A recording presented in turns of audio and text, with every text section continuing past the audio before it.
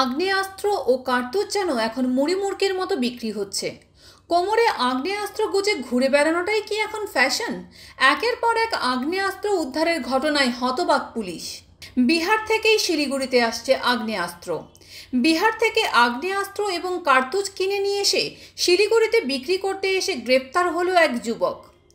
দেশি পিস্তল ও কার্তুজ সহ এক যুবককে গ্রেফতার করল শিলিগুড়ি মেট্রোপলিটন পুলিশের বাগডোগরা থানার পুলিশ। ধৃত যুবকের নাম চন্দন দাস। ধৃত শিলিগুড়ি মহকুমার ভুজিয়াপানির বাসিন্দা। বাগডোগরা থানার পুলিশ সূত্রে জানা গিয়েছে, গতকাল রাতে গোপন সূত্রের খবরের ভিত্তিতে ভুট্টাবাড়ি এলাকায় অভিযান চালায় বাগডোগরা থানার পুলিশ। সেই সময় এক যুবককে আটক করে তল্লাশি চালাতেই উদ্ধার হয় দেশি পিস্তল সহ একটি কার্তুজ। পুলিশ সূত্রে খবর, বিহার থেকে বিক্রির উদ্দেশ্যে এই দেশি পিস্তল ও কার্তুজ বাগডোগরায় নিয়ে এসেছিল চন্দন।